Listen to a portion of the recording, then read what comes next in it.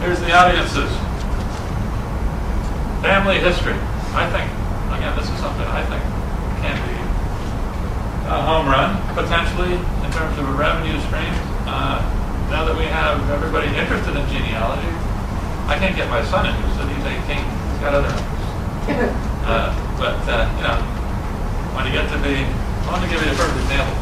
10 years ago, I worked for W.R. Lazar's laid-long meat. I had a guy, Bill Lemmel. I was telling him about this article I was writing about Stone Street. He said, I'm at the Groot. What do I care? I don't. It means nothing to me. I'm trying to sell a bond. I'm trying to sell us stock. I saw him the other day in the Oyster Bar at the Grand Central Station. He came up to me.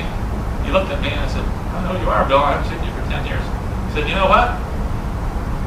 I just read a book. I said, what did you just read? He said, well, it was Russell Longo or Shorto or Island. I think it was Island at the Center of the World. He said, you know, that stuff you were telling me about, he says, it all makes sense now.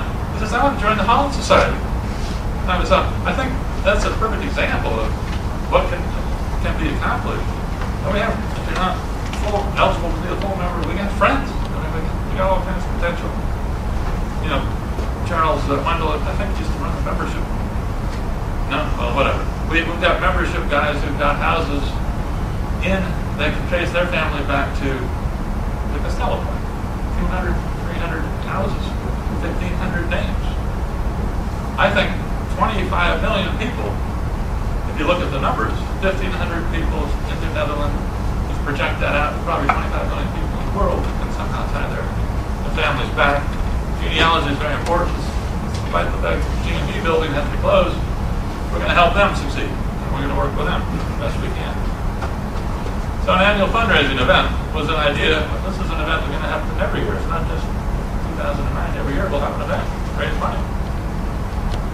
The fundraising approach that I originally thought about, presented, I guess at the 5 Dutch days, no one said it wasn't a good idea. I talked to the people who were running Ellis Island. I talked to the head development guy over there, and he said, well, it sounds like a good idea, but you better, you know, figure out how to do it right. He says, we're having a little bit of trouble with our computer guys. Have this big website, and, you know, it's a little slow, and this and that. I said, well, let me try it myself. I went on there, I found lots of stuff, and I wrote something up on my family as best I knew. I sent it to Charlie Deering. He never said anything, so I figured it must have done okay.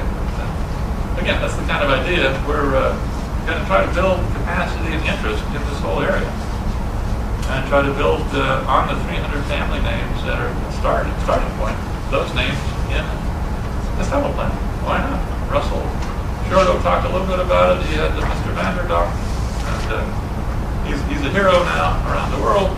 Well, there's lots of other names down there that weren't discussed as much in that Russell Shorto book. We know who they are.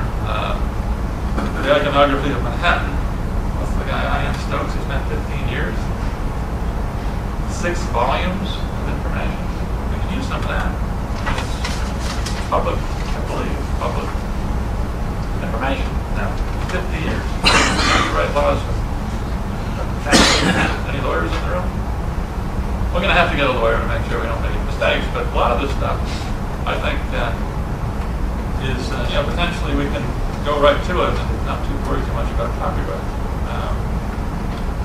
Again, learning mode, simulation.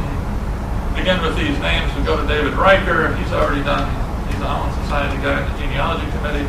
I worked with Charles Wendell on that committee for many, many years until they told me I didn't show up and they got rid of me.